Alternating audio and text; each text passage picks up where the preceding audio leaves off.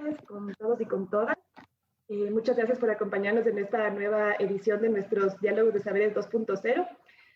En esta ocasión, el tema que nos convoca es educación rural, realidades y desafíos. Y nos acompañan el día de hoy 3 panelistas, a quienes les damos también la bienvenida y les agradecemos muchísimo por estar con nosotros en este espacio. Las personas que nos acompañan el día de hoy son Milton Luna. Milton es doctor en Historia de la Educación, es magíster en Historia Andina, también es exministro de Educación aquí en Ecuador, y exdirector y en la actualidad profesor de la Escuela de Ciencias Históricas de la Pontificia Universidad Católica del Ecuador. Además, es fundador e integrante de Contrato Social por la Educación. Muchas gracias, Milton, por acompañarnos. Bienvenido. Gracias, María. También está con nosotros Helen Cis Vázquez. Ella es ingeniera en gestión empresarial internacional, tiene un diplomado en docencia y en inclusión educativa, y desde el año 2016 trabaja en Enseña Ecuador como docente y también como coordinadora y capacitadora para instituciones tanto públicas como privadas. Bienvenida, Helen Cis, muchas gracias por acompañarnos. Muchas gracias y un gusto compartir esta tarde con cada uno de ustedes. Y nos acompaña también desde Perú, Elena Burga. Ella es educadora, máster en Ciencias Sociales, es ex viceministra de Interculturalidad en el Ministerio de Cultura de Perú. Trabajó en el programa de formación de educadores y maestros bilingües de la Amazonía peruana y en la Dirección General de Educación Intercultural Bilingüe y Rural del Ministerio de Educación de Perú. Muchísimas gracias por acompañarnos, Elena. Bienvenida. Gracias a ustedes por la invitación. Un gusto estar acá. Bueno, yo les voy a comentar también un poquito acerca de la dinámica, cómo nos manejaremos en este diálogo, que es básicamente la misma dinámica que hemos solido tener en otros diálogos de saberes. Yo voy a estar como moderadora, vamos a estar planteándoles algunas preguntas a nuestras invitadas e invitados. Yo les voy a pedir que con las preguntas que les plantee libremente respondan. La persona que desee, si desean también complementar la respuesta que ha dado alguno de los panelistas, también lo pueden hacer. Así que, bueno, les invitamos un poco a responder en la medida que vayamos planteando las preguntas, y también le invitamos al público que nos esté escuchando a plantearnos sus reflexiones, a plantearnos también sus preguntas, sus inquietudes. Es muy importante poder recoger también sus dudas al respecto de este tema para que podamos plantearlas también a nuestros panelistas. Así que invitándole al público también a participar a través de nuestra página de Facebook. Pueden dejar allí sus comentarios y los iremos recogiendo para plantearlos durante el diálogo. Entonces, bueno, con esta introducción quisiéramos iniciar el diálogo. La primera pregunta que quisiera plantearles para que me lo comenten abiertamente, como les mencionaba, era un poco para ver el panorama general del contexto rural en este tiempo. Quisiéramos que podamos conversar acerca de cómo ven la situación del sector rural, sobre todo en este tiempo de la pandemia. ¿Cómo está la situación del sector rural o cómo la perciben desde que ha iniciado la pandemia, ¿no? Tanto en Ecuador como en Perú también? Entonces les doy la palabra a quien desee iniciar.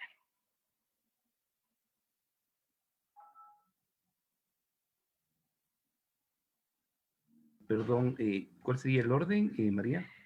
Sí, eso les comentaba. Realmente está un poco abierto. Quien desee puede iniciar y nos iremos complementando. Es decir, quien desee puede tomar la palabra, comentar, y si es que alguien desea complementar o decir alguna otra punto de vista respecto a la pregunta, lo puede también hacer. Entonces, por eso les planteaba esta pregunta inicial, y la idea es como que las siguientes preguntas las vayamos manejando también así. Yo les planteo y quien desee como puede ir tomando la palabra. Entonces, un poco la idea es poder comentar respecto a cómo ven el panorama de la situación en el sector rural, de sus comunidades, de cómo están viviéndolo en este tiempo de la pandemia. Bueno, si me permiten ahí, para romper un poquito el hielo y luego dinamizar más la conversación. Lo que diríamos es que la pandemia en el Ecuador, y yo quiero entender también por información que tenemos en toda América Latina, ha sido un azote que ha expuesto de una manera más dramática y fuerte las diferencias que existían previamente. Pero adicionalmente no solo que expone, sino que la propia pandemia ha profundizado esa situación dura, dramática, de la diferencia entre la ruralidad y lo urbano. Y también ha expuesto de alguna manera las enormes debilidades y crisis que atraviesan nuestros sistemas educativos. Para poner dos o tres datos que ciertamente eh, todos los educadores conocemos, pero que valen la pena que los comencemos a reflexionar también, yo diría que al menos en lo que respecta a las salidas que se tuvo para enfrentar esta pandemia inicialmente, que están presentes hasta el día de hoy, que es el uso de todos los recursos de tipo telemático, en fin, para enfrentar esta situación, desnudó la situación que vivimos respecto a eso y a otros aspectos, ¿no? Por ejemplo, más del 70% de zonas rurales en el país no tienen internet. Alrededor de, y esto sí en promedio general, diríamos que casi el 50% de los niños y jóvenes en el país no tienen los aparatos necesarios para acceder también a la educación virtual. No tienen computadoras, no tienen probablemente el uso mayor que se ha incrementado en todo este tiempo ha sido el del teléfono inteligente, tanto en zonas urbanas cuanto en zonas rurales. Pero claro, es un teléfono inteligente que al menos en las zonas rurales y también en las urbanos marginales, en fin, se pone a disposición o uso dentro de una familia de más de 2 o 3 chicos, frente a lo cual la incapacidad que tiene la familia y los propios chicos de enfrentar su situación frente al proceso educativo que se ha implementado están absolutamente en desventaja. Otro problema ya frente a la propia salida a la pandemia, de hecho, saltaron y están absolutamente ahí presentes una cantidad de problemas adicionales, ¿no? No hay agua potable en alrededor de un 22% de escuelas, sobre todo rurales. No existen condiciones básicas para el saneamiento, es decir, y esto también estamos hablando que en las zonas rurales hablamos de un 40-45% de escuelas que no tienen esta situación. Entonces, en las zonas rurales, el impacto de la pandemia y de la debilidad del Estado es mayor que en otros espacios de nuestro país, ¿no? Entonces, claro, el resultado de todo esto ya lo estamos viendo. Uno, el incremento de los chicos que abandonan el sistema educativo. Es decir, hoy por hoy, gran parte de estos niños y jóvenes, sobre todo adolescentes, ya no se han matriculado en el sector público, sobre todo han ido a engrosar directamente lo que es el trabajo infantil. Obviamente aquí chicos y chicas, ¿no? Niños y niñas en este caso, han sufrido de una manera y están sufriendo de una manera similar esta situación. Entonces los impactos en aprendizajes es terrible, con esto cierro, y el otro rubro, que es el de acceso, de matriculación, va a sufrir y está sufriendo indudablemente un impacto también muy grave. Hoy estamos hablando de alrededor de casi 100,000 chicos que no se han inscrito en el sistema educativo nacional. Y ahí yo creo que va a radicar uno de los grandes desafíos que tenga nuestro país, y entiendo que en América Latina también, para poder enfrentar esta situación tan dura, tan dramática. Eso es lo que podría inicialmente aportar para abonar en nuestra conversación. Muchas gracias, Milton. Creo que ya he empezado a abordar también directo de cara también al sistema educativo. No sé si alguna de nuestras panelistas, Elena, me parece que quería tomar la palabra. Sí, bueno, para complementar, me parece muy interesante lo que ha señalado el doctor Luna. Y efectivamente, creo que en todos los países de la región, en todos los países de América Latina y el Caribe estamos viviendo una situación similar. En todos nuestros países, la situación de la educación rural, y yo diría dentro de la educación rural, la atención a los estudiantes de pueblos indígenas, que me gustaría también enfatizar, porque nuestros países, Perú, Ecuador, Bolivia, Colombia, en fin, Guatemala, México, son países que tienen una altísima población indígena y que todavía hay un altísimo porcentaje de población indígena en las zonas rurales que ha estado totalmente, que ha sentido con mayor fuerza el abandono en esta pandemia. Pero antes de la pandemia, en realidad ya la situación de las zonas rurales, de la educación en los ámbitos rurales, ya era bastante precaria. Todos sabemos de las brechas que existen entre las zonas rurales y las zonas urbanas, en términos de aprendizajes de los niños de ámbitos rurales y de pueblos indígenas suelen tener los más bajos resultados de aprendizaje, brechas de infraestructura, las condiciones que también ya se han señalado, las condiciones de las escuelas de los ámbitos rurales son terribles, hay una brecha enorme de infraestructura, de servicios básicos de saneamiento, de agua, de electricidad y de conectividad en general, que ahora se ha visto mucho más, se ha hecho mucho más evidente, ¿no? Pero también con la pandemia, efectivamente esto se ha agudizado. Si ya teníamos unas brechas enormes, en este momento la situación es realmente alarmante, ¿no? En términos de acceso, por ejemplo, si bien es cierto, se había avanzado significativamente en el acceso a la educación en los ámbitos rurales, sobre todo en educación primaria, creo que inicial en todos nuestros países todavía hay que alcanzar una mayor cobertura, un mayor acceso. Generalmente hay un promedio de 80%, y en secundaria es todavía menor, ¿no? El acceso a la educación secundaria en los ámbitos rurales está por ahí por el 70%, y en algunos países y en zonas indígenas, por ejemplo, puede llegar hasta el 50% nada más de chicos que acceden a la educación secundaria. Eso, que ya era una cuestión crítica con la pandemia, pues se agudiza, y no solamente eso, sino lo que ya se ha mencionado, sino que empieza a haber un abandono, no porque se quiera abandonar, sino porque simplemente el servicio no llega. La educación virtual a través de la web, de la televisión y la radio, que son los mecanismos, las estrategias que los países han usado en todos nuestros países, esa ha sido la manera de seguir dando continuidad al servicio educativo. Eso no ha sido posible en las zonas rurales.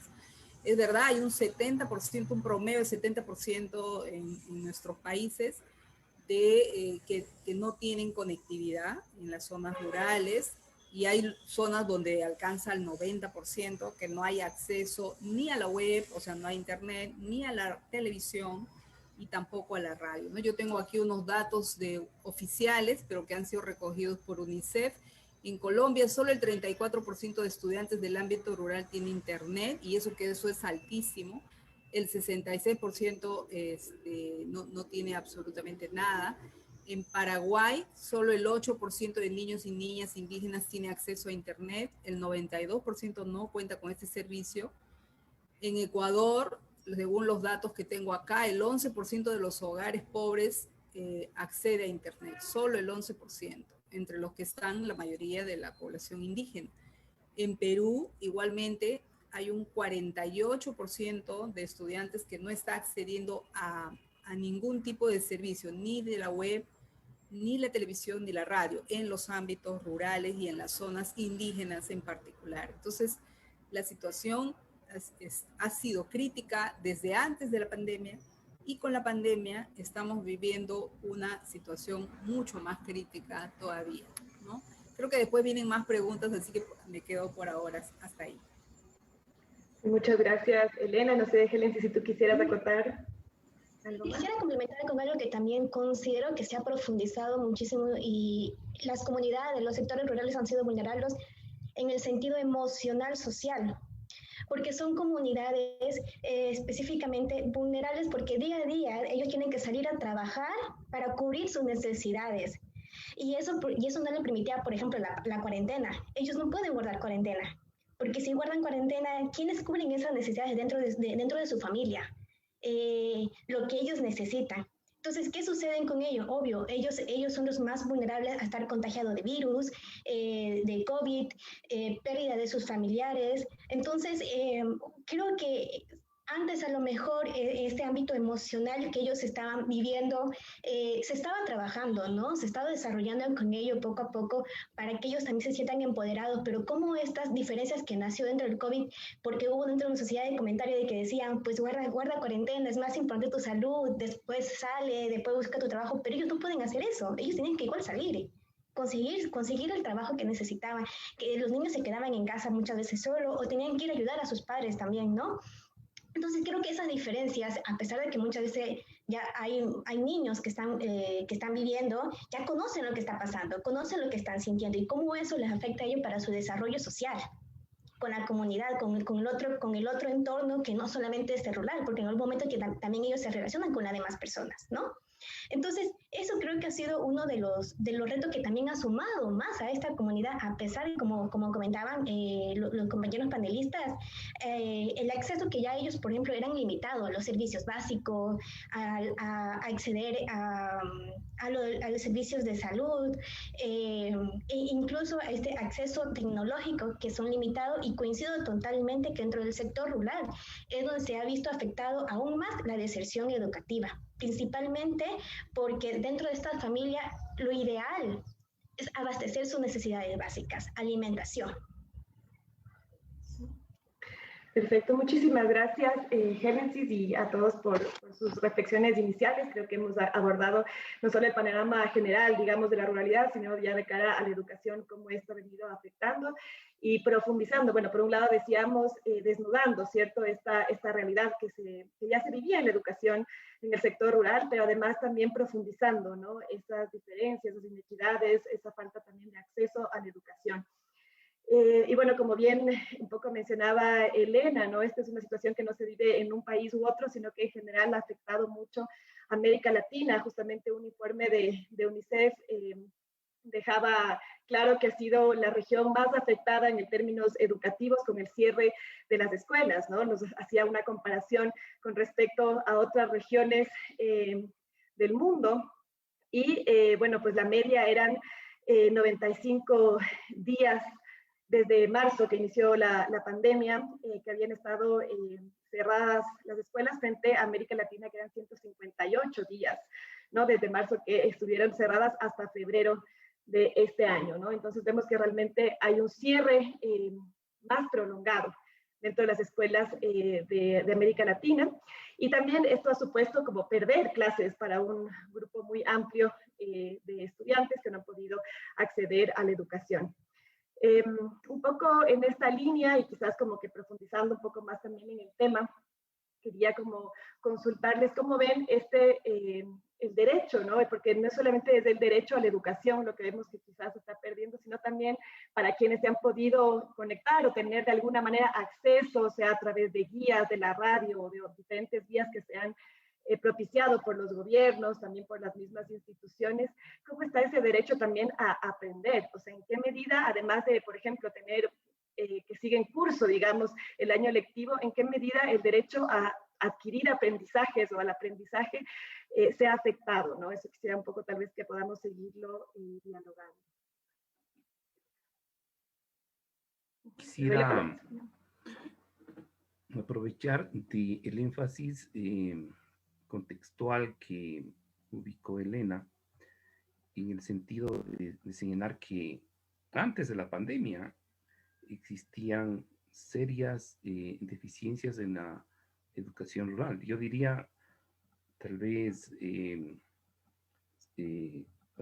partiendo desde ahí, de que no solo en educación rural, sino en educación en general, particularmente en los temas de aprendizajes, ¿no? Es decir, todos los estudios que se habían realizado hasta ese entonces, desde los famosos PISA, en algunos casos, hasta los informes emitidos por la UNESCO particularmente, daban cuenta de las serias deficiencias de lo que hoy se denomina la calidad de la educación. Es decir, el fenómeno que venía pasando a América Latina es que en los últimos tal vez 10, 15 años incrementó la matrícula. Pero los niños y las niñas iban a las mismas escuelas, con más o menos mejoras, pero en los aprendizajes iban a las mismas escuelas que sus enseñanzas, sus pensum de estudios, en fin, estaban diseñados para enfrentar las realidades desde hace 60 años, es decir, 70 años o más. En lo que en concreto podemos decir es que estaban aprendiendo lo mismo, por lo mismo estaban aprendiendo mal. En otras palabras, que los temas de calidad se arrastraban desde antes y con la pandemia yo creo que obviamente se multiplica, porque antes aprendían mal, hoy no están aprendiendo nada. Y eso es, por supuesto, peor. Pero sí es importante destacar el tema de que tampoco es que antes estaba bien. Y yo ahí, en ese marco, añadiría, al menos desde la experiencia ecuatoriana, un factor adicional. El modelo que se comenzó a profundizar desde hace más o menos desde más o menos unos 12, 13, 14 años, es un modelo que, al menos para lo que significa la educación rural y particularmente a las comunidades indígenas, es un modelo que afectaba sensiblemente a todos los conceptos que desde la perspectiva del derecho a educación se recupera, por ejemplo, el derecho a su cultura, el derecho al idioma, el derecho a una educación que efectivamente respete las diversidades y las canalice de una manera adecuada, ¿no?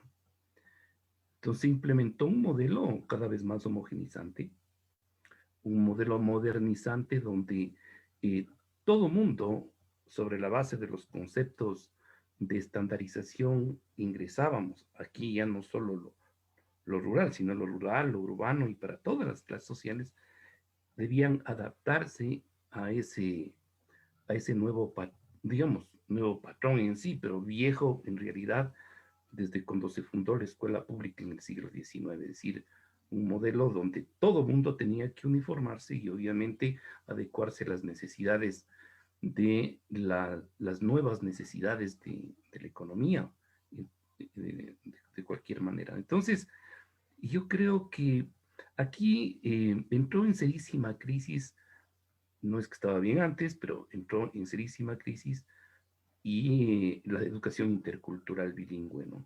Además de que fue desestimulada enormemente. Esto, si conjugamos también con el modelo que se comenzó a implementar de presencia y atribuciones que el Estado en términos constitucionales asumió respecto a la gestión educativa, un modelo centralista, tanto el modelo educativo como el modelo de gestión apuntaban finalmente hacia una enorme presión desde el Estado para la homogenización, ¿no? Y esto, de hecho, ha afectado, y sí, ha afectado todos estos años a la educación rural, a la educación intercultural bilingüe, al tema de las diversidades, en fin. Y me parece que de esto, por ejemplo, no hemos dado un salto adelante. Estamos con el mismo modelo y yo creo que ahí va a radicar uno de los temas centrales, efectivamente, para hacer una mirada más aguda a fin de superar esta situación, aprovechando de que la crisis que estamos teniendo va a obligarnos como países a intentar dar un salto. Entonces yo creo que en medio de esta crisis hay que ubicar estos problemas y cuestionarlos seriamente y obviamente intentar tener los respaldos suficientes para tener las salidas correspondientes, ¿no? Y creo que tal vez de esta parte propositiva vamos a hablar más adelante, pero quería destacar esto, ¿no? Estamos con el viejo modelo, con algunos aditamentos modernizantes, algunos parches, y que acá le comento, por ejemplo, a Elena suscitó también no solo la aplicación en la parte curricular, sino en lo que significó la reducción de las pequeñas escuelas, ¿no? Es decir, acá hubo un modelo de reducción y agrupamiento, en realidad, al mismo tiempo, casi en un modelo de corte colonial. Recuerdo el modelo de las famosas reducciones indígenas, ¿sí? Implementado por Toledo en 1575, ¿sí? Este modelo que vino más o menos desde 2010 en adelante, digamos, tuvo énfasis en reducir las escuelas pequeñas en función de la creación de escuelas grandes, que se las denominó escuelas del milenio, que finalmente tenían dentro de sí todo ese espíritu de homogenización sobre la base de la aplicación de los famosos estándares de calidad, ¿no? Entonces, eso está presente, no se ha desmontado y más bien con la pandemia yo creo que todo esto se ha agudizado. Ahí están los problemas, diría yo, y ahí están los retos que se tienen que enfrentar. Bien, bueno, me parece, bueno, tan interesante todo lo que ha señalado Milton, ¿no? Y voy a tratar de complementar algunas cosas para no repetir lo que ya él ha señalado. En términos de aprendizaje, yo creo que sí tenemos un serio problema. De hecho, varias agencias de las Naciones Unidas han llamado la atención, digamos, sobre la terrible pérdida que significa en esta generación de niños, niñas y adolescentes, ¿no? Se habla incluso de una pérdida de aprendizajes que en 10 años tal vez se van a poder recuperar, ¿no? O que tal vez algunos no se van a poder recuperar. La verdad que es imprevisible en este momento decir cuánto es lo que se está perdiendo, cuánto realmente están aprendiendo los niños, niñas y adolescentes, incluso aquellos que han logrado conectarse a la web o que logran tener la educación por la televisión o por la radio. ¿Cuántos están aprendiendo en zonas urbanas? ¿Cuántos están aprendiendo en zonas rurales? Es difícil de poder cuantificar, pero se calcula, bueno, ahí han empezado a salir algunos cálculos que en realidad hay una pérdida de 3/4 partes de lo que antes se tenía, digamos, ¿no? De lo que antes se aprendía. En el caso de las zonas rurales, yo el año pasado, el 2020, en todos los eventos que he participado, siempre he tratado de poner una cuota de esperanza, ¿no? En el sentido de que, bueno, ¿qué están haciendo nuestros niños, niñas y adolescentes en las zonas rurales, en todos nuestros países?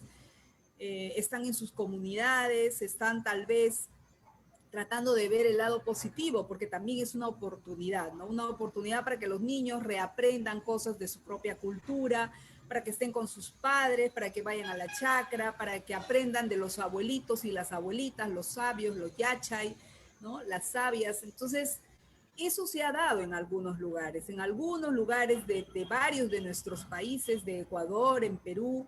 Ha habido experiencias increíbles, maravillosas, donde los padres, los abuelos, las abuelas, la comunidad ha asumido ese rol que muchas veces la escuela le arrebató y han vuelto a asumir ese rol de enseñar a sus hijos, a sus niños, las cosas que ellos saben, que no necesariamente son las cosas que están en el currículo, pero que te sirven para la vida, que te sirven para desenvolverse en su medio, para salir adelante, ¿no? Entonces, hay aprendizajes. Yo creo que sí se han dado aprendizajes.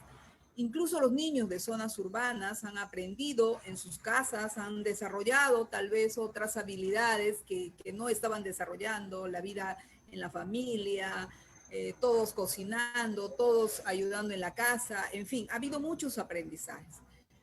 Y en las comunidades rurales e indígenas yo creo que ha habido mucho más, porque no necesariamente han estado encerrados en la casa, sino que en muchas comunidades la vida era casi normal, ¿no?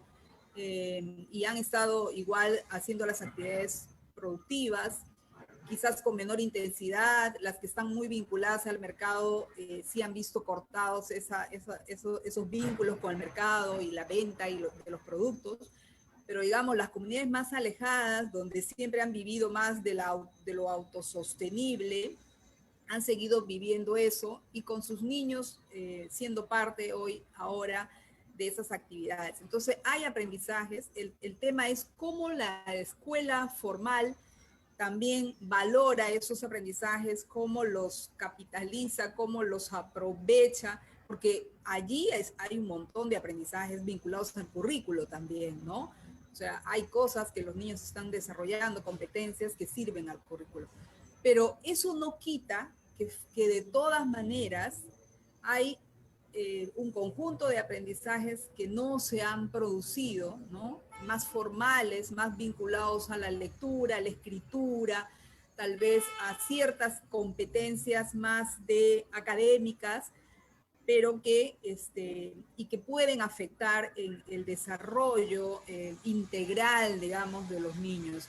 Lo que sí creo que es fundamental es ser conscientes de eso, ¿no? O sea, valorar los aprendizajes que sí han tenido, porque ha habido aprendizajes, y sobre todo en las zonas rurales, esos aprendizajes comunitarios, pero tampoco eso debe llevarnos a creer o a asumir como que todo está perfecto. No, hay una responsabilidad enorme de los estados, de nuestros gobiernos, de tener que garantizar el derecho al aprendizaje, el derecho que tienen todos los niños, niñas y adolescentes a no perder su educación y a no dejar a una continuidad educativa, ¿no? Y el Estado tiene que hacer todos los esfuerzos posibles para que esos estudiantes accedan, y no solamente accedan a ver una clasecita de media hora en la televisión o en la radio, media horita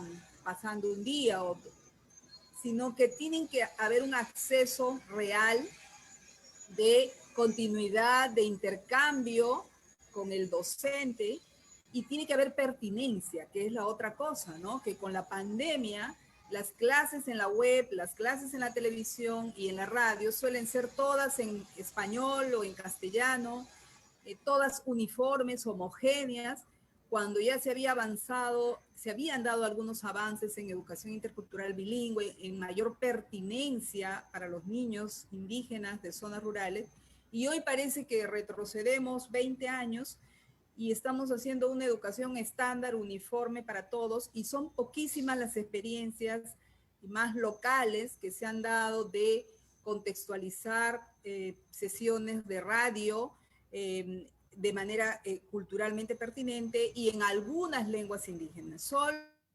indígenas, pero en ningún país, y eso lo digo con toda contundencia, porque he hecho el estudio y la investigación de ese tema, en ningún país se ha garantizado una educación pertinente a través de estas plataformas virtuales para todos los pueblos, para los niños de pueblos indígenas, en ninguno. Ha habido algunas experiencias destacables, valorables, que se han dado en varios países, en Ecuador también, en Perú también, en Colombia, en México también, con algunas lenguas originarias.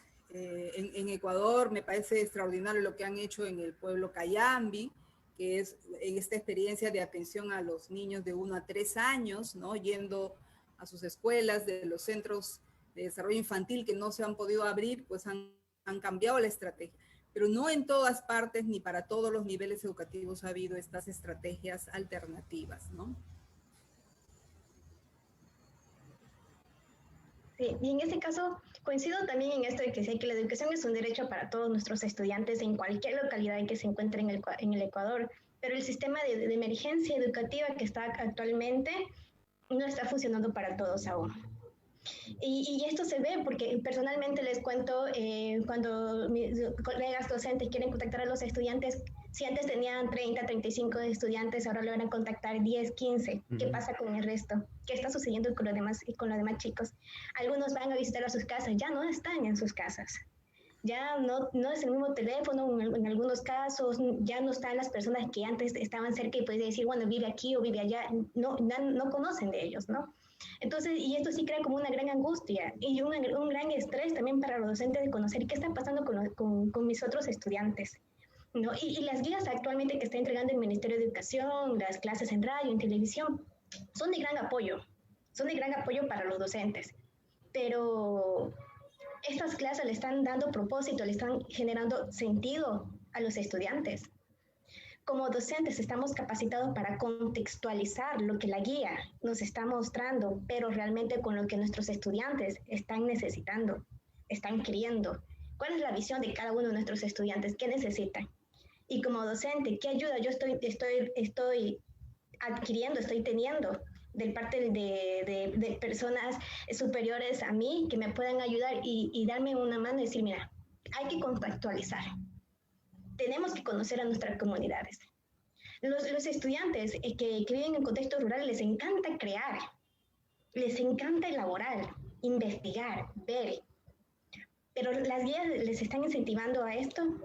Obvio, hay algunos casos de éxitos que son muy buenos, pero estas buenas prácticas, ¿qué tanto se están compartiendo, qué tanto se están divulgando con otros docentes que lo necesitan? ¿No? Creo que eso es fundamental, darle ese apoyo a nuestros compañeros docentes para que realicen esa contextualización de esta malla curricular y sobre todo que de nosotros mismos podamos investigar en cuanto a la educación, qué es lo que necesitan nuestros niños y jóvenes para aprender, para ser niños, para ser futuros adultos del mundo real que actualmente está requiriendo nuevas habilidades blandas y duras. Entonces, creo que está bien algunos ejemplos que estamos tomando de algunas metodologías, de algunos otros países, de algunas otras iniciativas, pero realmente, ¿qué estamos necesitando nosotros? ¿Cómo estamos innovando? Siendo la diferencia, que realmente invite a nuestros estudiantes a querer aprender más, que los docentes se sientan motivados a generar nuevas planificaciones, a utilizar las guías como recursos, a innovar, a ser diferentes, a llegar a los estudiantes, de manera que los chicos ya no se sientan solamente como estudiantes pasivos, sino que sean estudiantes activos, y más en las comunidades rurales, que son estudiantes que les encanta. Personalmente digo, como docente, enseñarte, decir, señorita, venga, esto se siembra de esta manera, o señorita, esto se prepara de esta forma. Y pues bueno, y de aquí vamos fortaleciendo eso que decía Elena, de la escritura, qué tal si cocinas algo y cómo lo redactas, cómo haces una receta, o cómo puedes crear, cómo elaboras la siembra y cosas así, ¿no? Entonces, pero partiendo de cosas de que los chicos, ellos realmente hacen y que les gusta, que están siempre al día, bueno, la mayoría les gusta, ¿no? Porque se ha visto algunos de mis estudiantes que dicen que ellos quisieran como innovar o ser diferentes, ¿no?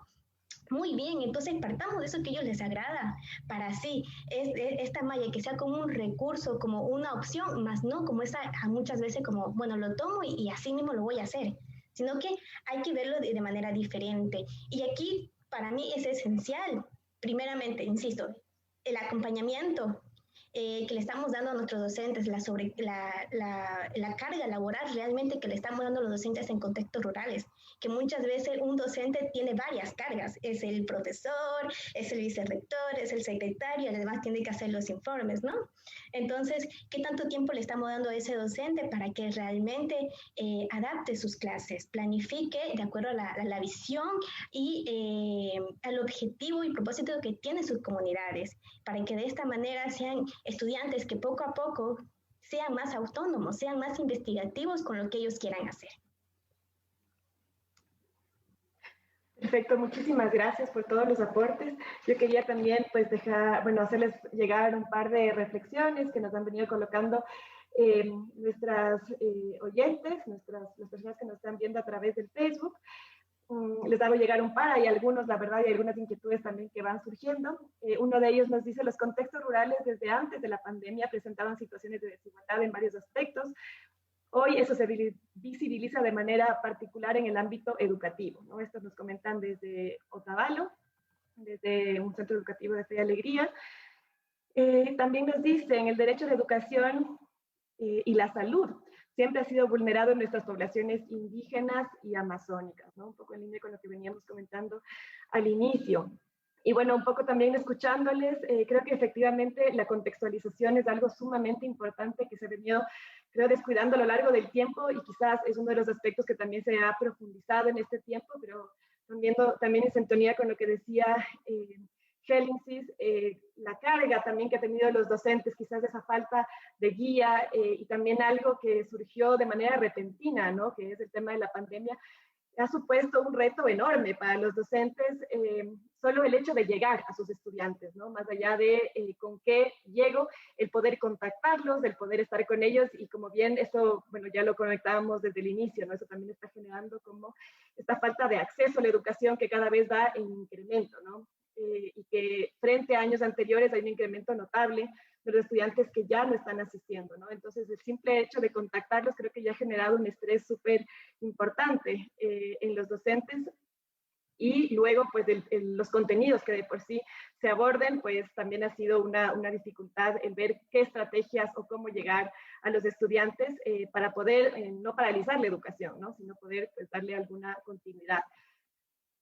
Nosotros también, uno de los temas que también nos tenía con bastante inquietud es el rol que han asumido las familias en este tiempo, ¿no? Las familias han asumido una responsabilidad sumamente grande con respecto a la educación de sus hijos, hijas, o puede ser en algunos casos, pues, hermano, hermana, nietos, demás.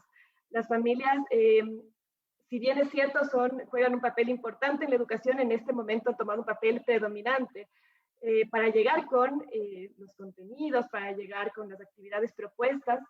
Y un poco la inquietud que tenemos es si es que realmente es posible que las familias asuman este rol, ¿no?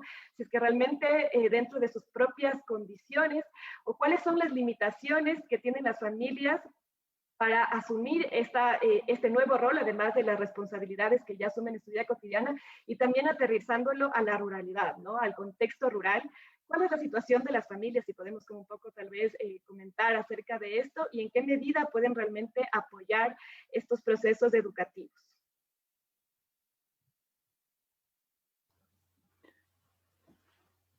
De la misma manera, abundando en lo que ya las colegas han mencionado, es bien interesante cómo los otros actores, más allá de los tradicionales actores de la escuela, es decir, los maestros, los directivos, en fin, el propio Ministerio de Educación,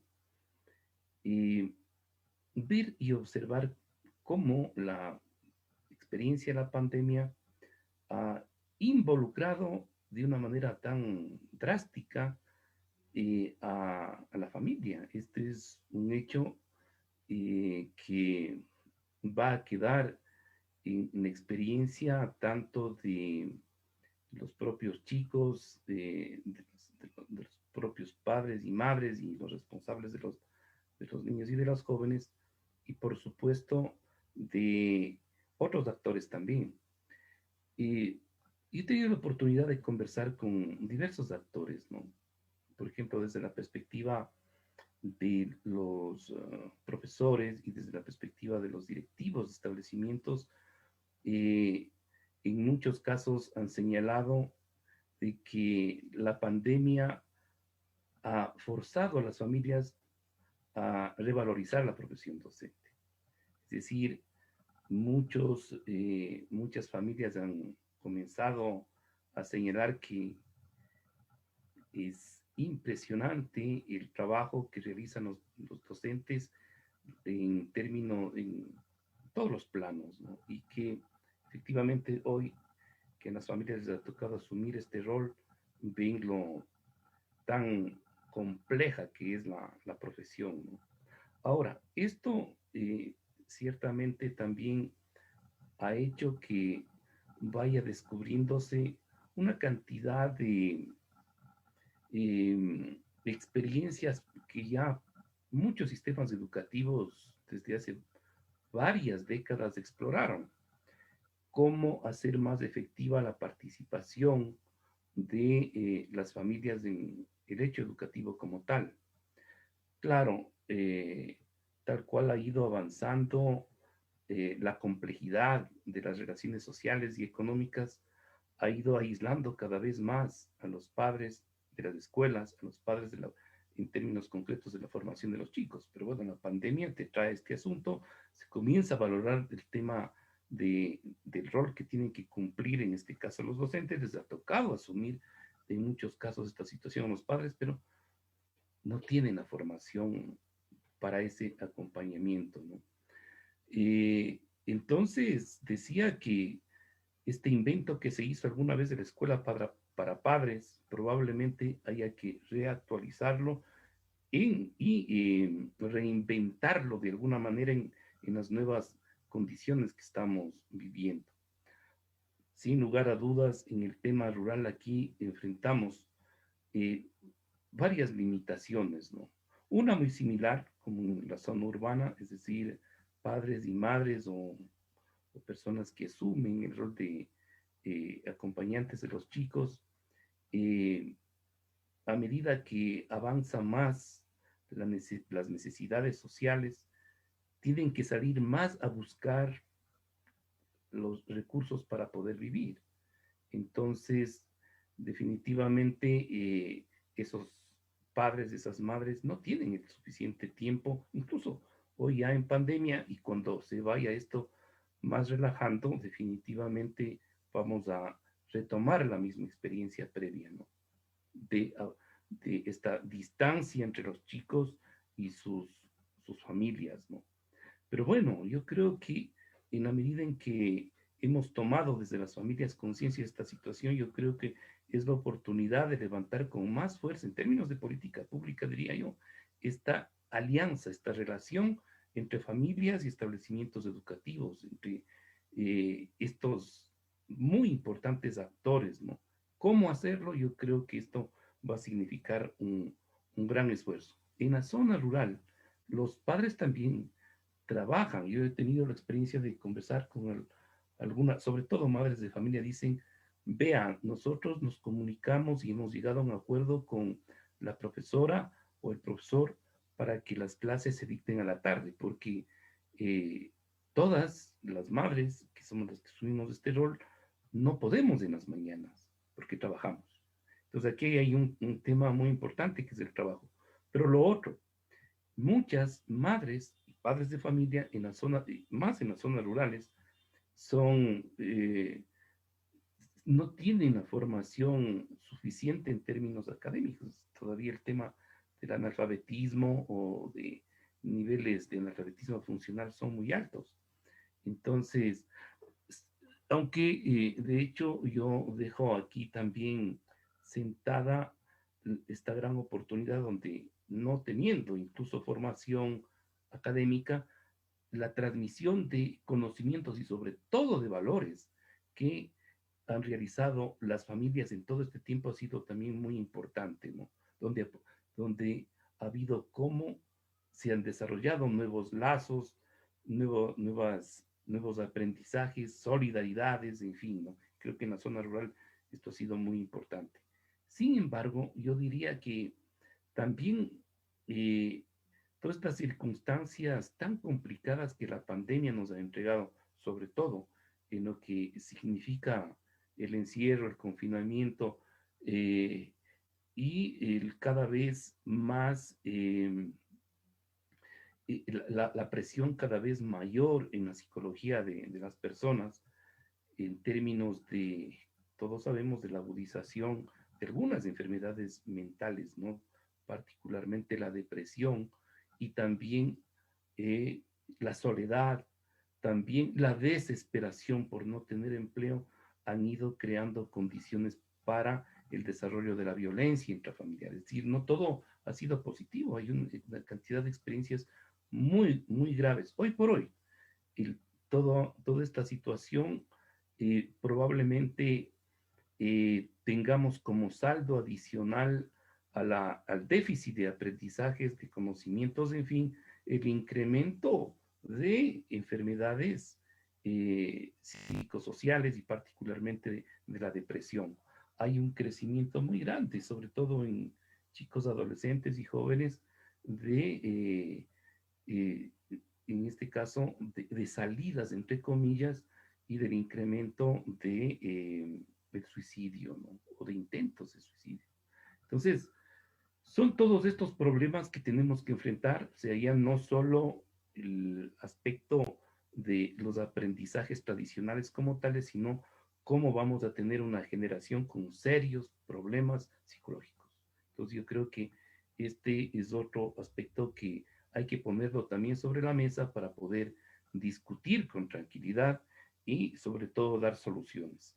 Es probable que en una próxima ronda comencemos a hablar ya cómo el nuevo contexto ha ido nacional y mundial ha ido variando, la presencia precisamente de la vacuna, la necesidad de retornar a la presencialidad hace que comencemos a repensar estrategias distintas, es decir, y cómo aprender lo que hemos vivido, ¿no? Eso es lo que podría aportar en este punto, estimada María.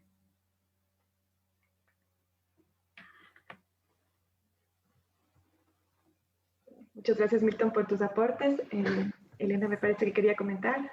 Sí, bueno, las familias siempre han tenido un rol fundamental en la educación, ¿no? En la educación presencial y ahora también en la educación a distancia o virtual o remota, como le querramos llamar. Pero es verdad que en este contexto de pandemia, pues el rol de la familia ha cubierto una gran parte de lo que antes era el rol del docente, ¿no? Ha rebasado, digamos, su rol, el rol que le corresponde normalmente, que es más de apoyo, de vínculo permanente con la escuela, con los educadores, para el bienestar de sus hijos. Pero ahora las familias han tenido que asumir muchísimo más de lo que les correspondía, y cada familia lo ha hecho de la manera que ha podido y que le han permitido sus capacidades también, ¿no? Entonces ahí también hay una gran diversidad de respuestas que se han dado en las zonas rurales, que es lo que nos preocupa, digamos, de lo que nos estamos ocupando en este conversatorio. Tal vez han sido las familias quienes han dado casi todo, porque ha sido muy poco lo que ha llegado de la educación formal, de la educación a distancia, ¿no? Pero lo que las familias han dado, como decía yo hace un momento, ha sido a partir de sus propios saberes, a partir de las actividades que ellos realizan, haciendo que sus hijos participen de esto. Ha habido una preocupación también porque sus hijos aprendan las otras cosas que la escuela les suele enseñar y que ellos se sienten que no están en condiciones de enseñar.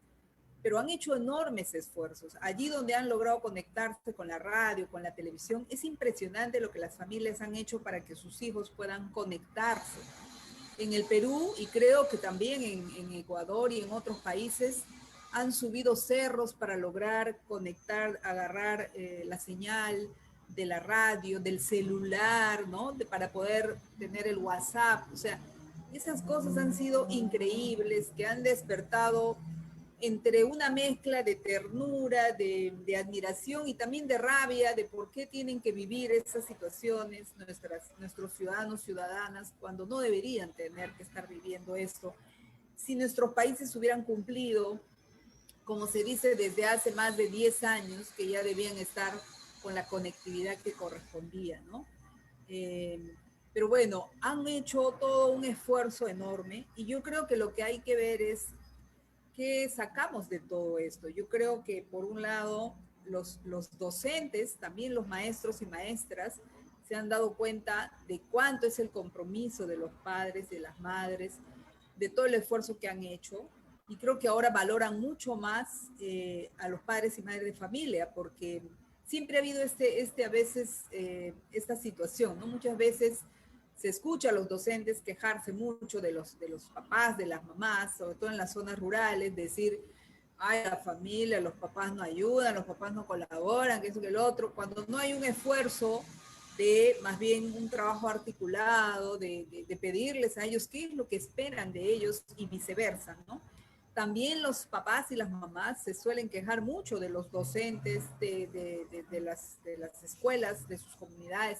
También hay maestros que gozan de toda la admiración y el cariño de la gente. Hay de todo, ¿no? Pero creo que la pandemia también ha hecho que igualmente muchos padres y madres de familia valoren el trabajo de los docentes, mucho más que antes, ¿no? porque se han dado cuenta de lo difícil que es, de todo lo que implica enseñar, incluso los que han llegado a conectarse por la tele o por la web, sobre todo en las zonas rurales se ha visto más eso. Las mamás y los papás se han dado cuenta todo el trabajo que tiene que hacer el maestro y la maestra, ¿no? Para que sus hijos aprendan. Entonces hay que sacar, digamos, lo mejor de esta pandemia en ese sentido de afianzar mucho más esos lazos de coordinación, de colaboración entre docentes, padres y madres de familia. Creo que eso es vital y que los docentes valoren mucho el conocimiento que tienen las familias. En este contexto eso se ha relevado, todo ese tema de la educación comunitaria que en Ecuador también existe, ¿no? Como también una forma de educación que ha sido muy poco valorada y que creo que en la pandemia eso ha cobrado también mucha fuerza, ¿no? La educación comunitaria en las zonas rurales ha sido la que ha servido de base a la educación escolar, a la educación formal, ¿no?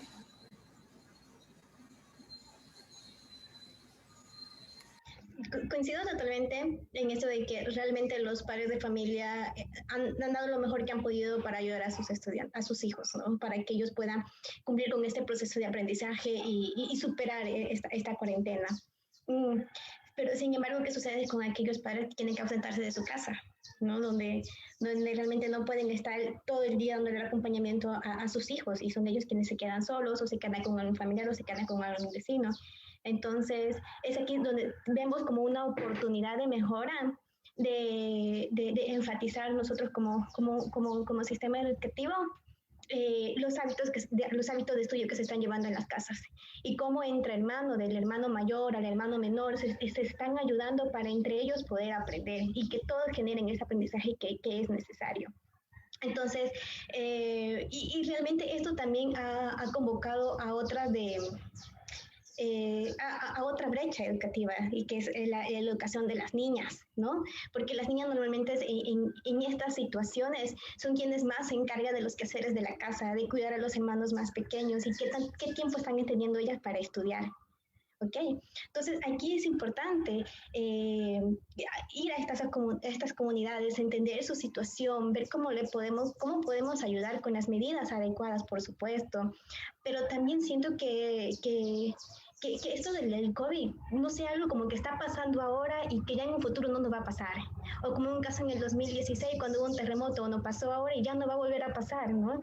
Siempre creo que es importante establecer aquellas, como estas actividades, también priorizando algunas emergencias o situaciones que puedan suceder en un futuro y que realmente esta comunidad se sienta preparada para poder afrontar. No al 100%, pero sí por lo menos ya tengan ciertos hábitos. Y qué tan importante es en la escuela es en los niños inculcarles ello, ¿no?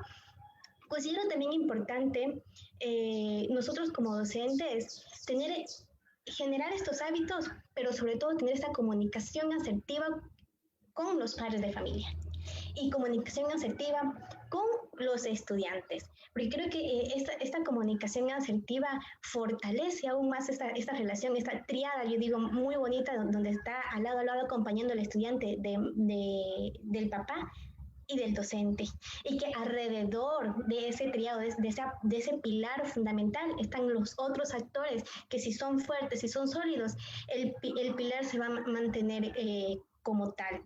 Entonces, creo que también es necesario a los padres darle ese apoyo y coincido tanto con el doctor Luna que decía estas escuelas para padres, porque hay padres que quieren ayudar a sus hijos, pero ¿qué tan preparados están para ellos ayudarle? Para decirle, para explicarle el contenido que es necesario o incluso una ayuda externa que le podamos dar a los padres de familia cuando van a trabajar y que puedan cuidar a sus hijos para que se preparen, para que sigan estudiando, ¿no? Entonces, sí es importante, como decía el doctor Luna hace un rato, de considerar de alguna manera un método seguro para un retorno a clase, un retorno que ayude a estas familias. Muchísimas gracias por todos los aportes diversos que nos han dado. Sí, adelante. Dejar que se vayan un par de ideas que tanto Elena cuanto Jeremy lo mencionaron. Me parece que todo esto nos puede ir conduciendo ya a, ya se lo he señalado, pero tal vez explicitar de una manera más fuerte, si es bueno, qué de bueno y de qué de malo, definitivamente, para poner en estos términos, ¿no? Nos deja esta experiencia de la pandemia y qué podemos aprender de todo esto y qué podemos hacer precisamente para mejorar. Eh, Clarísimamente de este último tema que hemos señalado, surge con mucha fuerza algo que siempre lo sabíamos, pero hoy lo estamos constatando todos los actores, que el hecho educativo se realiza de la mejor manera con la colaboración de todos.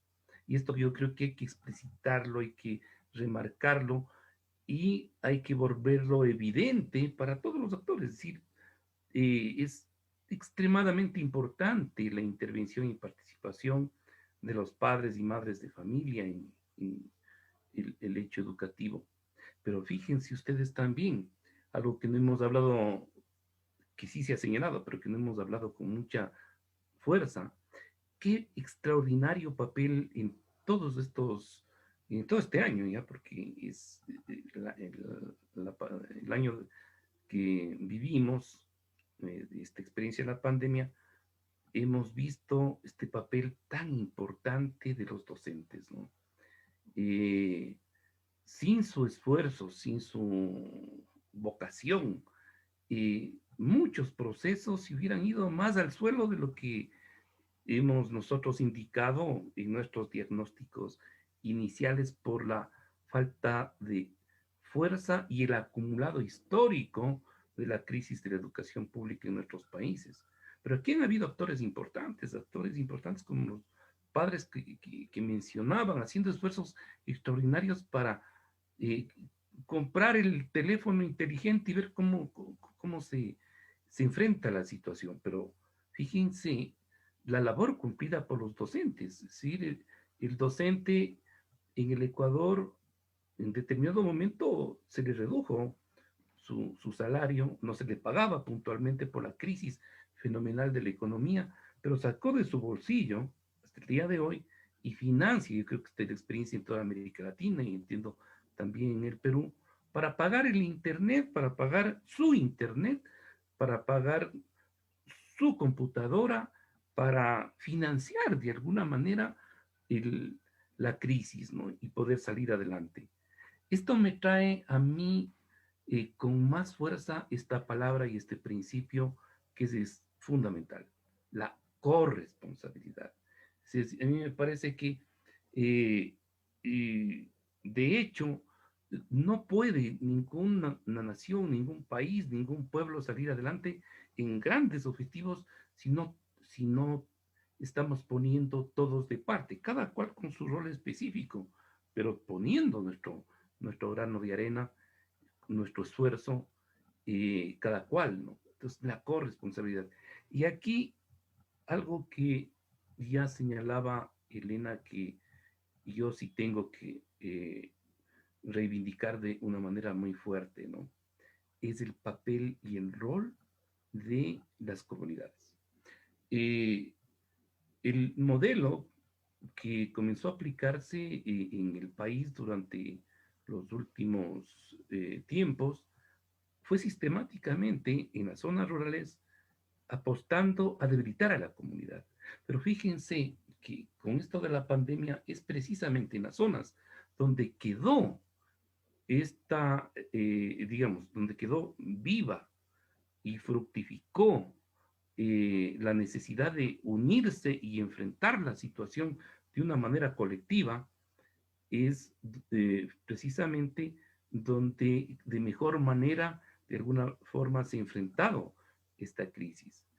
Y lo que nos va dejando todo esto es que incluso hay experiencias en el Ecuador, y debo mencionar aquí, porque conozco por fortuna, con un nivel de profundidad, lo que ha pasado en el pueblo Cayambi, ¿no? Es decir, hay pueblos que aprovecharon el momento no solo para esforzarse y salir adelante, sino aprovecharon para innovar.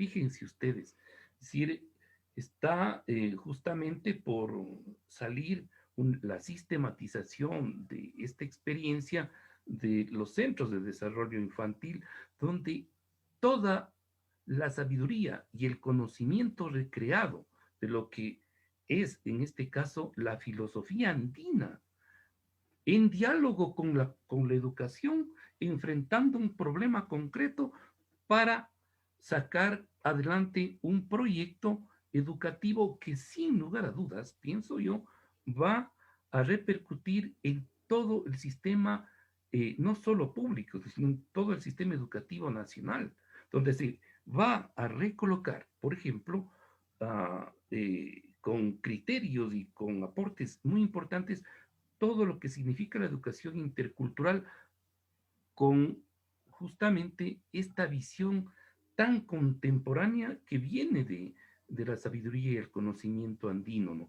Pero en diálogo con la educación y construyendo procedimientos incluso aportes de la perspectiva de la didáctica, ¿no?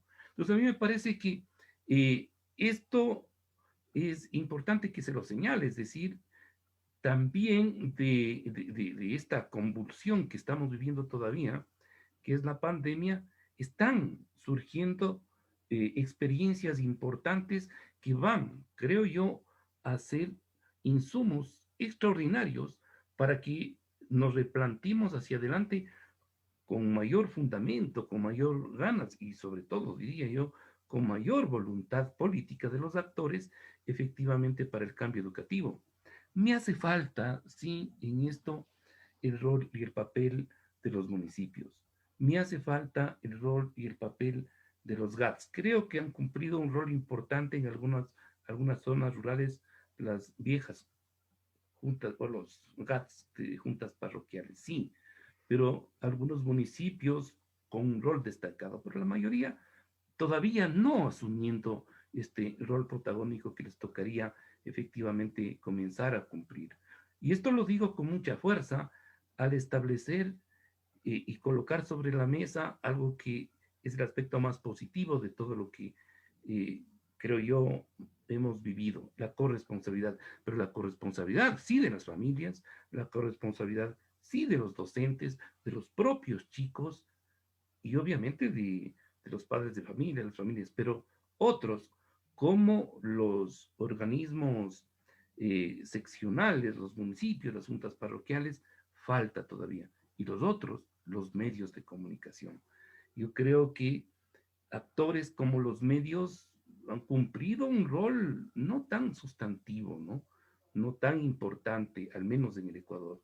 Y yo sí reclamaría de este déficit de participación proactiva. Han servido para reaccionar en determinado momento a algunos temas para poder enfrentar la pandemia, pero lamentablemente actores, y aquí sí tengo que mencionar también, actores de la política, actores, hablo de partidos políticos, hablo de grandes dirigentes políticos e incluso de determinadas organizaciones, no han asumido su rol a cabalidad, a tal punto que este momento yo creo que la educación, lamentablemente en el Ecuador, no forma parte de las prioridades de la política pública nacional. Y esto es sumamente grave. Es más, en todo este año, al menos, obviamente, en correspondencia a la crisis que se estaba viviendo, pero se dejó de invertir en educación. El Estado recortó alrededor de 1/3 del presupuesto público en educación. Y esto no puede ser, pues, es decir, justamente estos temas prioritarios en circunstancias de crisis tienen que volver a su situación de prioridad. Entonces, sí las familias, sí las comunidades, sí los docentes, sí sus gremios que se han alentado también, pero llamar la atención a los partidos políticos, llamar la atención a los organismos seccionales, a los medios de comunicación y yo creo que al empresariado, ¿no? Es decir, estos sectores han visto desde lejos, por ejemplo, en el caso del empresariado ha habido una muy fuerte presión desde su experiencia concreta. Yo digo, y está muy bien, pero esto había que mirar, el fenómeno, hay que mirar de una manera integral el tema que estamos viviendo. Y ante esto, tal vez en la próxima ronda, yo me atrevería a hacer una propuesta de salida, ¿no? Disculpen que me haya prolongado al respecto. No, más bien, muchísimas gracias también por estos nuevos temas que está introduciendo.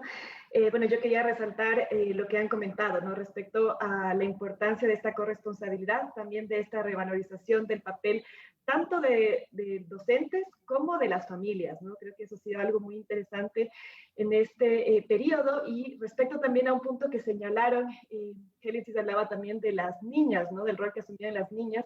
Y yo quisiera señalar también el rol que han asumido las madres.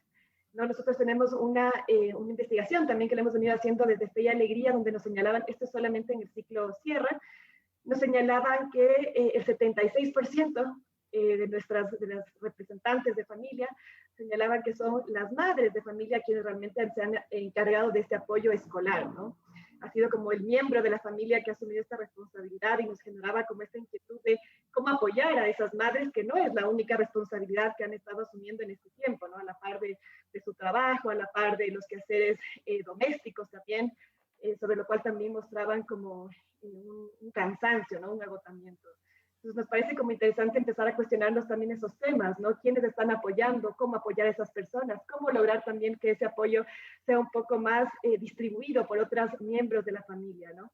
Entonces, bueno, me quedaban también como resonando eso a partir también de lo que han comentado. Y quería, bueno, aquí ya desde quizás algo que nos movilice a qué hacer en este contexto, hay una pregunta del público que nos dice, ¿cuáles deberían ser las estrategias para realmente llegar a estas poblaciones o comunidades donde la educación siempre estuvo y está en emergencia? Nos preguntan un poco de cómo hacer, ¿no? Frente a este panorama que hemos venido analizando, ¿cuáles podrían ser esas estrategias, ¿no? Para llegar a estas comunidades que ha sido tan difícil llegar. Creo que es una pregunta compleja, pero quizás el ir dando alguna luz o alguna idea, o tal vez quizás aparte de esas mismas experiencias que ya se han dado, no sé si nos quisieran pues compartir un poquito al respecto. Bueno, creo que Elena le toca. Yo creo que no podemos hablar de una estrategia, sino de varias estrategias. Algo que hemos aprendido el año pasado y que deberían los ministerios de educación y las secretarías, las direcciones regionales, como se llamen en cada país, es precisamente hacer una combinación de todas esas respuestas que se han dado el año pasado, ¿no? Desde el propio Estado, pero también desde la sociedad civil. Ha habido ONGs como Fe y Alegría, colectivos, la misma cooperación, UNICEF, que han ayudado a mejorar las respuestas que los estados venían dando, y sobre todo en las zonas rurales donde no se llegaba con la educación virtual. Entonces, este año 2021 no puede pasar lo mismo que el 2020. O sea, ya no podemos decir, pucha, no estábamos preparados, nos agarró de sorpresa, no sabíamos, nos costó armar todo. Ya no podemos decir eso. Ahora tenemos que hacer las cosas sabiendo que la pandemia va a durar todavía mucho tiempo, no sabemos cuánto. Las vacunas se están empezando a poner en nuestros países con mucha lentitud porque las vacunas llegan en gotitas, ¿no? Llegan de a poquitos y de a poquito se va a ir poniendo. No es que ya estén allí todas las vacunas. Entonces esto va a tomar su tiempo y es muy probable que sigamos con la educación a distancia. Y yo creo que hay varias cosas que señalar. Primero, ser conscientes que la educación a distancia nunca va a reemplazar a la educación presencial y que es un complemento. En realidad siempre deberíamos haber estado trabajando también con alguna de las estrategias virtuales que hoy en día se están trabajando, pero como un complemento a la educación presencial. Eso debería quedar para siempre. Incluso cuando volvamos a la educación presencial, deberíamos continuar aprovechando al máximo y deberíamos seguir intentando llevar la conectividad a todas las familias para que sigamos aprovechando de la tecnología.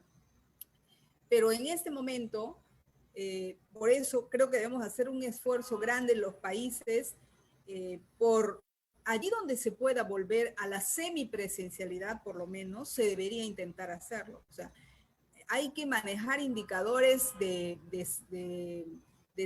salud que nos permitan decir, ahí hay COVID cero, hay distritos, hay provincias, hay cantones, hay zonas, como se llamen, donde no hay mucho COVID, donde hay otras zonas que sí. Entonces, no tomar medidas uniformes, idénticas para todos, sino que allí donde se puedan reabrir las escuelas, aunque sea 2 o 3 veces por semana, hay que hacerlo. Hay que hacerlo con todas las medidas de los protocolos de bioseguridad, incluso donde no hay agua, ya hay mecanismos para lograr que se ponga el agua. El año pasado ha habido pequeñas experiencias piloto de reabrir escuelas, tanto en Ecuador como en Perú, y hay que partir de esas experiencias para mejorarlas este año, ¿no? Pero no tratar de que todo el año estén las escuelas cerradas, sino que allí donde se pueda abrir lo más rápido posible y que las condiciones sanitarias lo permitan, hay que abrir. Hay que abrir por lo menos 2 o 3 veces por semana. Segundo, allí donde, incluso donde se abre, tiene que seguir la educación virtual, tienen que seguir las fichas de aprendizaje, tienen que seguir el uso de los materiales en las casas, en las familias. Se tiene que seguir con todas las estrategias, con la radio, allí donde se han hecho programas radiales en lenguas originarias, hay que seguir haciendo programas radiales en lenguas originarias, ¿no? Entonces, que una cosa no quite lo otro, que aumentemos, que sumemos estrategias, cada vez más estrategias, porque hay zonas urbanas, periurbanas, hay un rural cercano a las zonas urbanas donde puede haber electricidad y por lo menos llega la televisión y la radio. Hay zonas rurales extremos donde no llegan ni la electricidad, ni la radio, ni la tele. Entonces tienes que tener otras estrategias para esas zonas. No hay que descartar las visitas a las casas si es que no hay forma de volver a la presencialidad. Visitas a las casas con todos los protocolos y los cuidados, la radio, también los materiales. Entonces hay que usar todo lo que el año pasado fueron pequeñas experiencias por aquí y por allá.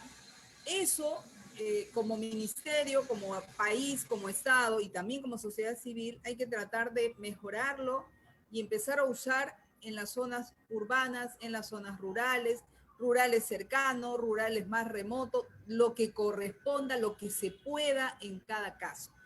Y un principio general, tratar de abrir las escuelas lo más pronto posible, allí donde se pueda, y no necesariamente en todos por igual. Y otro principio general, tratar de llevar la conectividad a todos. O sea, los estados ya deberían haber hecho esfuerzos, lo están haciendo, pero no es suficiente. Se tiene que hacer más esfuerzos para llegar a la conectividad, no es solo distribuir tablets, es todo el sistema del internet que se requiere. Entonces, lo que no hemos hecho en 10, 15 años, hay que hacerlo en un año, pues, pero hay que hacerlo. Implica una inversión fuerte en el Estado, así es, y eso es lo que se tiene que hacer, ¿no?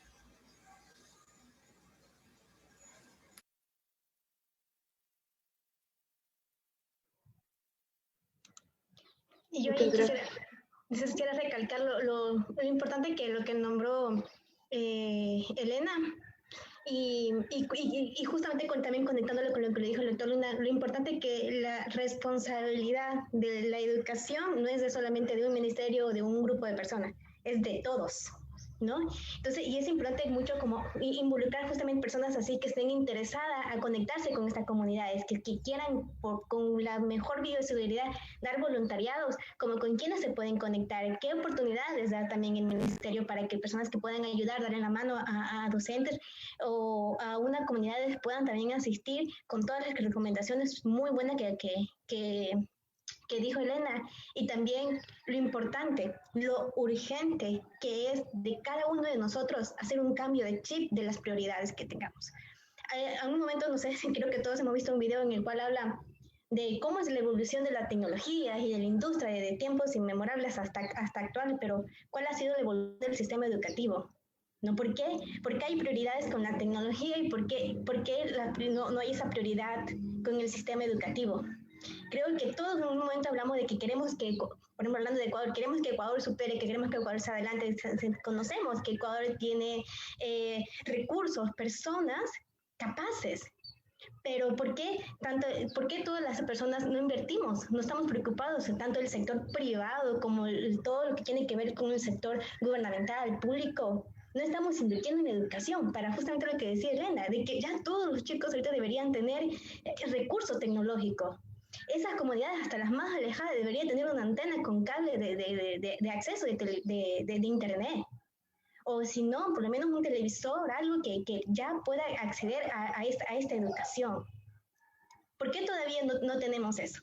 ¿Por qué la educación, como hablaba un momento el doctor Luna, está todavía como en tiempos de, por ejemplo, de mi papá o en tiempos míos, ¿no? Ya debiéramos haber implementado cosas nuevas para llegar a ello, porque todos somos responsables de mejorar la calidad y que las personas, los niños, las niñas y los jóvenes tengan una excelencia educativa, tengan un entorno de calidad que le permita estudiar y salir adelante. Entonces, estoy de acuerdo muchísimo con lo que dijo y todas las prioridades, los principios, pero lo importante de colaborar, de tener esa corresponsabilidad y ese voluntariado de cada uno de nosotros y ponernos la mochila encima y decir, yo también soy responsable, a pesar que mi cargo o mi título sea diferente, pero yo quiero ir a enseñar, yo quiero ir a ayudar a esa comunidad, porque me siento en la condición y porque también es mi responsabilidad para salir adelante, para que Ecuador salga y triunfe como debe de ser en esta situación de COVID.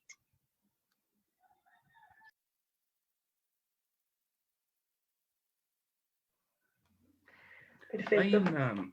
Adelante, Milton. Hay un principio muy importante que muchas veces los educadores o los que estamos en el medio educativo no olvidamos, ¿no? Que la enorme cantidad de necesidades que tenemos y que arrastramos no se van a poder solucionar a través y por el lado de la educación. La respuesta no está solamente en la educación. En este caso, digo, para poderla mejorar, ¿no? Está, de hecho, ligada de una manera muy fuerte a la política, a la buena política, por supuesto. Si no logramos que una sociedad, un pueblo se responsabilice por la educación de su población y tome conciencia de eso, pues no van a cambiar las cosas. Entonces, la pregunta básica en las actuales circunstancias, en las actuales condiciones, es ¿cómo logramos que la educación adquiera un rol importante en términos de las prioridades que deba asumir el Estado y la sociedad? Entonces, y esa respuesta no está en la educación. Entonces, está efectivamente, en cómo logramos cómo logramos construir voluntad política. Y esto tampoco está en los políticos, está sobre todo, diría yo, en la sociedad. En estos días, en un artículo que quizás lo puedan ver, está publicado en mi columna del Comercio, señalaba que en determinadas circunstancias las naciones y los pueblos y sus líderes, sobre todo sus élites o algún sector social, alguna clase social, tiene una lectura objetiva de lo que está viviendo y si más aún está en crisis, se atreve a plantear soluciones. Y esas soluciones que plantea, si están obviamente ligadas con esos problemas va a tener oídos receptivos en todo el conjunto de la sociedad. Y se producen las utopías y se producen los desafíos, en fin. A mí me parece que una manera de construir voluntad en las actuales circunstancias, al menos para el Ecuador, de una crisis integral, porque no solo es una crisis educativa, es una crisis moral, es una crisis económica, es una crisis ética, es una crisis, en eso nos parecemos mucho con el Perú, sí, con Colombia, tal vez con algunos otros países, pero más con el Perú, diría yo. Atravesamos una crisis integral que lamentablemente está redundando en una situación de desesperanza en la gente, de abandono, de no mirar perspectivas. Hay una serie de encuestas que estos días, a propósito de la campaña electoral, se ha preguntado a la gente qué piensa del futuro. Un porcentaje inmenso de que los problemas se van a agudizar y todo el mundo ve con desesperanza lo que se viene. Entonces, ¿cómo inyectar esperanza? A mí me parece que ahí sí entra el tema educativo como un aspecto importante. Y decía que hay naciones y pueblos que en determinado momento se propusieron desafíos a corto, mediano y largo plazo, que construyeron utopías, pero hay una cuestión importante, en algunos casos construyeron utopías concretas, realizables, a través de metas, ¿no? John F. Kennedy, y esto ponía en este artículo, en 1961, le dijo al pueblo norteamericano, en esta década vamos a llegar a la luna. En esta década, 1961. Y el señor Neil Armstrong pisó la luna en 1969. En esos años hubo que movilizar, creó esperanzas, creó un desafío inmenso, pero hubo que movilizar millones de recursos en dólares, hubo que innovar N cantidad de aspectos de la tecnología, en fin, hubo una movilización intensa y se llegó a la luna, ¿sí? Se pisó la luna. Yo digo, ¿no será el momento, por ejemplo, en nuestro país y quizás en otros países de América Latina, ponernos un desafío y decir, bueno, las circunstancias actuales no pueden continuar? ¿Y por qué no le planteamos, por ejemplo, al Ecuador, quizás en el Perú, pero hablando del Ecuador, desafiémosle retornar a la presencialidad y pongamos fecha para eso? Podemos retornar a la presencialidad, por ejemplo, en septiembre, en octubre, digamos en este año, en algún momento. Y si nos ponemos ese desafío, es probable que teniendo el desafío, demos desde hoy los pasos suficientes para que eso se dé. ¿Cuántas vacunas necesitamos en el país para poderle a punto al sistema educativo nacional? Yo creo que unas 250,000 vacunas. Cuantifiquemos eso y veamos si hasta el mes de junio, julio, agosto podemos tener esas vacunas. ¿Cuánto requerimos? ¿Cuántos recursos requerimos para cubrir el déficit en Internet en el país? Saquemos plata de donde sea e instalemos el Internet en el país hasta esa fecha. Agua potable, falten el 22% de escuelas en las zonas rurales. Pues hagamos esfuerzo con los gobiernos locales, que es lo que yo llamaba hace un momento, es decir, hagamos una gran minga, pero eso solamente se logra, esto solamente se logra si nos ponemos una meta y nos despojamos de la palabra pero. Yo ponía justo lo que estoy señalando en el Twitter y alguna persona me dijo, bueno, pero necesitamos, sí, peros hay 30,000. Lo importante es decir, señoras y señores, ¿cómo podemos obtener todas esas vacunas? Entonces, de pronto, cuando esa energía está impregnada en 1, en 2, en 3, en 1,000, en 100,000, en 1,000,000, olvídense, eso se hace. Y de pronto, si no logramos la meta en términos del 100%, lograremos tal vez el 60, el 75, el 80%, pero habremos movilizado al Ecuador. A mí me parece que estamos en un momento de esa naturaleza, porque si no, seguimos acumulando depresión, seguimos acumulando desesperanza, seguimos haciendo diagnósticos que ya lo sabemos, salidas que ya las sabemos, pero que son parciales, y no logramos efectivamente dar ese salto. Van a haber nuevos líderes en el país desde el 24 de mayo. Vamos a elegir nuevos mandatarios, me parece que es el 11 de abril. Pues, más o menos, señores, candidatos finalistas, aquí les tenemos una propuesta absolutamente concreta. Y yo pienso que, porque yo he colocado esta idea en 2, 3, 5 personas de diferentes lados del sistema educativo y todos ven con mucho ánimo.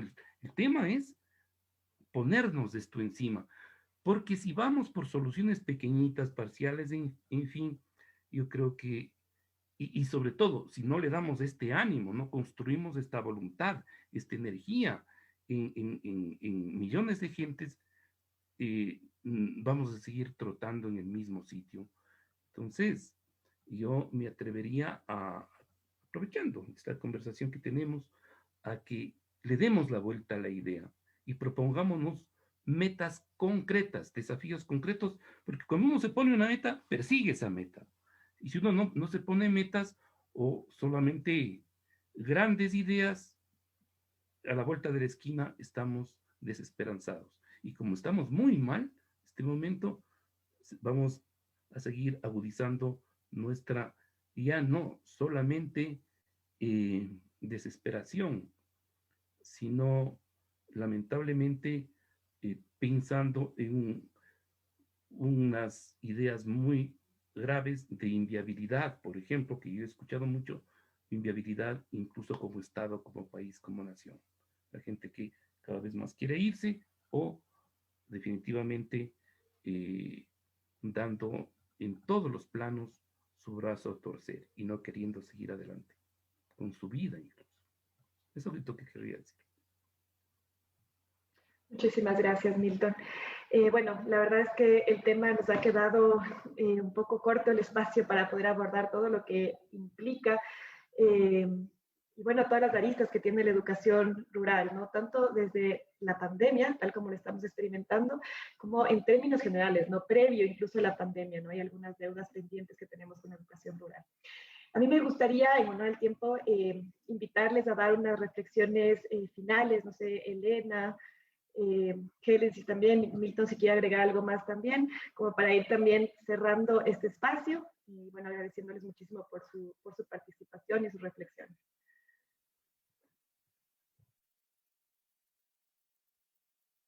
Creo que ahora me toca a mí.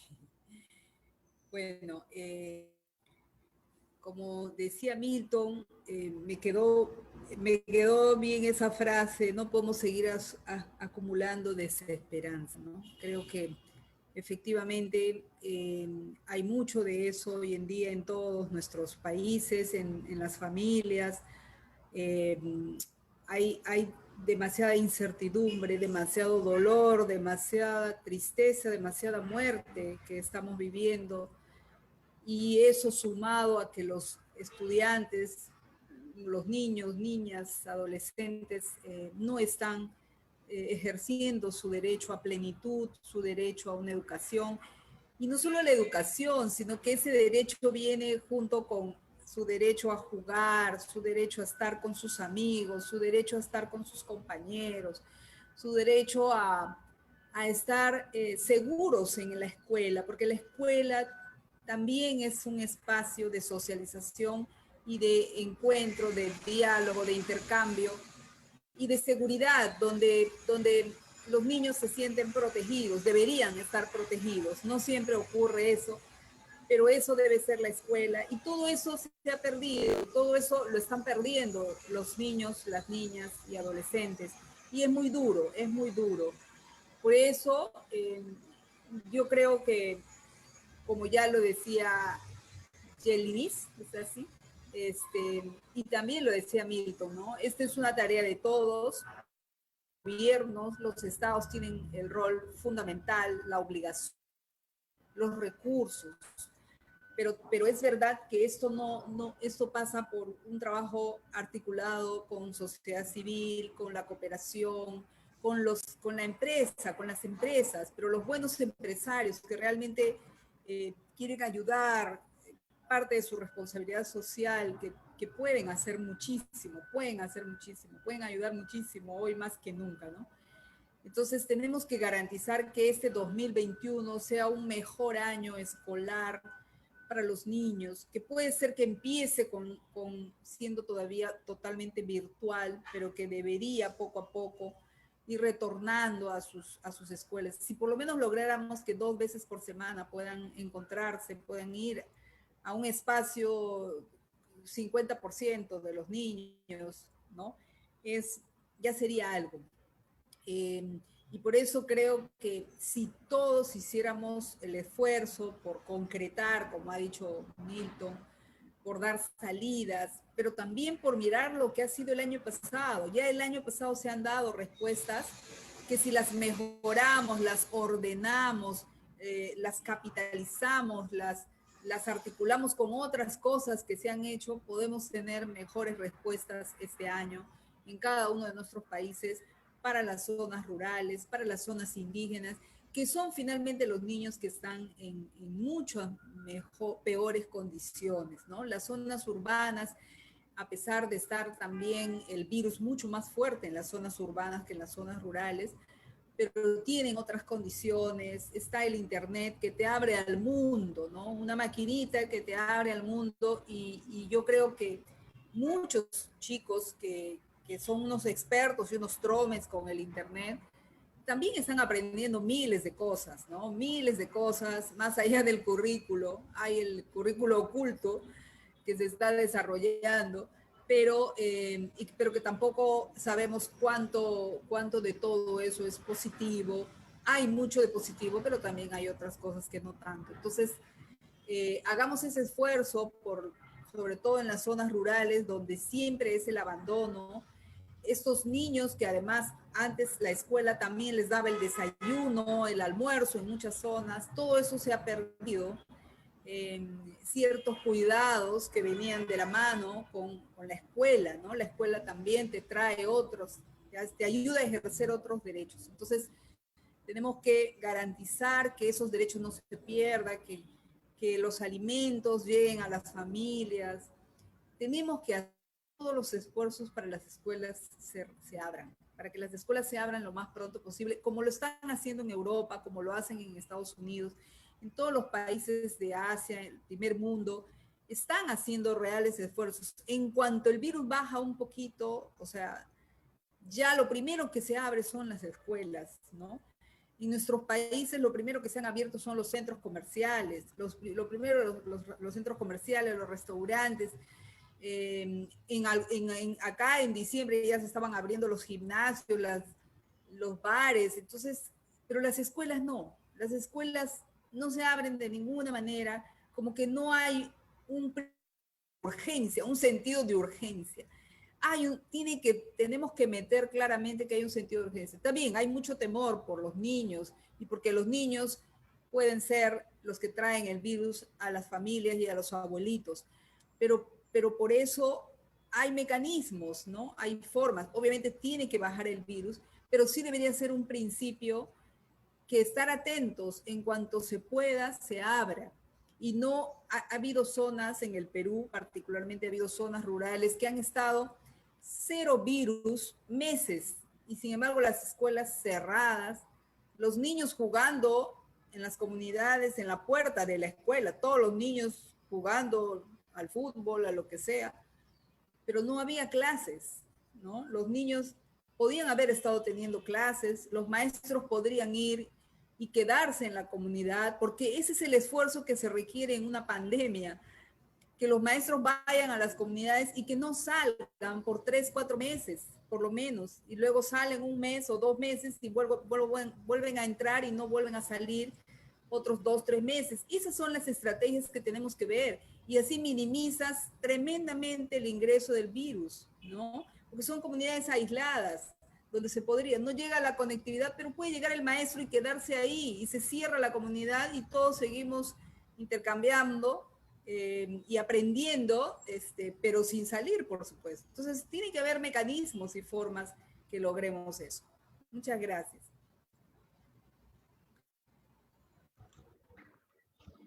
Quisiera aprovechar este espacio primeramente para como agradecer realmente a los docentes que han podido hasta ahora salir adelante. Al principio todo esto fue nuevo, fue angustiante, fue estresante, el utilizar plataformas que antes no conocían, o pasar tantas horas en una computadora, o la preocupación muchas veces de nuestros estudiantes, porque como docente, nuestros estudiantes ya forman parte como de nuestra familia, nos preocupamos netamente por ellos y a veces no saber era realmente angustiante. Y sin embargo, hasta ahora han salido adelante. Han logrado dar su mejor esfuerzo desde sus propias canchas, desde sus propias zonas de control y han asumido buenos roles y han aprendido también a manejar diferentes recursos. Quiero agradecer también como a los padres de familias quienes siempre han dado lo mejor de ellos para poder ayudar a sus hijos, para poder ayudar a que este proceso de aprendizaje se dé. Y más que todo, animar a sus hijos a salir adelante. Se ve tan hermoso las graduaciones que se están haciendo ahora cada quien con su familia. Pues sigan así, buscando como siempre lo positivo, la luz en medio pues, de tanta angustia o como decían, pues desesperanza también, ¿no? Pero también me gustaría hacer como este llamado a la acción. Llamado a la acción de todos y cada uno de nosotros, de involucrarnos en la educación, de involucrarnos, como mencionaba, esto de la excelencia y de la calidad educativa que están adquiriendo nuestros niños, niñas y jóvenes. Y principalmente lo importante que es como docentes capacitarnos y contextualizar nuestras clases. Considero desde mi punto de vista lo más importante que mis estudiantes aprendan contenido científico de qué es la hipotenusa o qué es una hipótesis, etcétera. Es poder tener como poder abastecer eso que le hace falta tanto a los niños, que son los recreos, que es el contacto con las personas, socializar con alguien más. Es también poder, dentro de la virtualidad, poder generar esos espacios donde me pueda comunicar, donde el estudiante pueda seguir continuando de alguna u otra forma y creando esas relaciones sociales con sus demás compañeros, que puedan aprender de sus propios saberes, de sus propios diálogos, y aún más que todo, lo importante de tomar en cuenta actualmente las emociones de nuestros estudiantes. Vivir en una situación, en una familia donde a lo mejor tuve que perder a mi abuelito, mi mamá, o una tía o alguien y tener que preocuparme por las clases, por entregar. O sea, sí es importante, pero ¿cuál es el apoyo que le estamos dando a estas familias, a nuestros estudiantes para poder sobrellevar estas pérdidas, estas preocupaciones que están teniendo por el COVID, ¿no? Y justo como mencionaba, ¿no? Ver esa luz, ver esa esperanza de que vamos a salir adelante, de que todo sí es posible siempre y cuando estamos todos unidos y estamos marchando hacia un mismo objetivo. Llamado a la acción a todos, a involucrarnos, ¿no? Como esos granitos de arena, de dar lo mejor que podamos, de colaborar en lo que podamos, ¿no? Dentro de una comunidad, sea con los recursos, sea con el acceso a la educación, o como sucede, por ejemplo, aquí, que hay como varios vecinitos, alguna inquietud, alguna duda, por favor, acérquense, vengan, saben que cuentan con alguien que les puedan ayudar. Entonces, abramos también entre lo que podamos y con la seguridad de vida, abramos esas nuestras puertas, nuestras ventanas para ayudar a nuestros niños y jóvenes a que la educación actual es posible. Y segundo, que nunca nos olvidemos lo que está pasando ahora. O sea, no sea algo como que, bueno, pasó ahora y se soluciona en 2, 3, 4 años, o si es menos, mejor, pero que no nos olvidemos de lo que está pasando ahora y plantear acciones para prepararnos ahora para un futuro. Dios mediante, ¿no? Pero ¿quién no quita, no? Para no otra vez como vivir como sorpresa o qué no está pasando, sino que más bien siempre pensando en aquellas habilidades aquellas habilidades que es importante para nuestros docentes y para que ellos forjen a los estudiantes, ¿no? Que lo que necesitamos. Creo que normalmente a veces trabajamos en el andar, ¿no? Lo que sucede lo vamos solucionando inmediatamente con un brochecito y luego la otra ya hace con un parche y todo demás, ¿no? Pero creo que es hora, ¿no? Esto ya es un despertar, un abrir de ojos de que no podemos seguir así. Por nosotros, por las personas que están a nuestro alrededor, por las personas que vienen, esto debe de cambiar y solamente lo podemos hacer si todos nos ponemos la camiseta y exigimos una educación de calidad, de excelencia y no para uno, sino para todos, porque es un derecho. Muy bien, perfecto, muchísimas gracias. Bueno, creo que me quedo con este mensaje de no caer en la desesperanza, ¿no? De plantearnos retos, de creer que es posible, de aunar esfuerzos y de ir caminando hacia aquello que nos devuelva, ¿no? Ese derecho a la educación, también al juego, a compartir, que creo que es hacia allá donde tenemos que caminar. Y bueno, pues también muchas gracias por esos mensajes y por ese compromiso que también transmiten a la gente que nos está viendo, que nos está escuchando. Un poco para cerrar este diálogo, yo quería también anunciar, justamente para seguirnos acercando a la realidad de lo rural y a la realidad de los diferentes actores educativos, algunos relatos que provienen de distintos actores educativos, en este caso de Fe y Alegría Ecuador. Son relatos de vida construidos a partir de entrevistas, de sus experiencias. Uno de ellos, que es el primero que hemos lanzado a través de nuestras redes, es de un estudiante, de un niño del sector rural que se llama Extraño a toditos mis compañeros. Creo que da cuenta justamente de eso, ¿no? De eso que es lo que le está generando esa mayor carencia, quizás ese contacto, ¿no? Con sus compañeros. Y bueno, así como la experiencia que él nos cuenta, también están las experiencias de otros actores educativos, como las madres, como docentes. Entonces, como para seguir acercándonos y a generar esa empatía que demanda, ¿no? Esta coyuntura hacia los distintos actores de nuestras comunidades educativas. Sin más, voy cerrando este diálogo, agradeciendo muchísimo de verdad todas sus participaciones, sus reflexiones, también sus consejos, las vivencias, experiencias, demás que nos han podido compartir en este espacio. Y invitándoles también a todas nuestras personas que nos están escuchando a seguirnos en estos diálogos de saberes para seguir intercambiando experiencia, y también muchas gracias al público por las reflexiones y las preguntas que nos han hecho llegar. Así que bueno, voy cerrando este espacio. Muchas gracias. Nos vemos en una próxima. Gracias y felicitaciones a Fe y Alegría y a ustedes. Muchísimas gracias. Muchas gracias. Muchas gracias y un gusto compartir este espacio con cada uno. Muchas gracias. Hasta luego.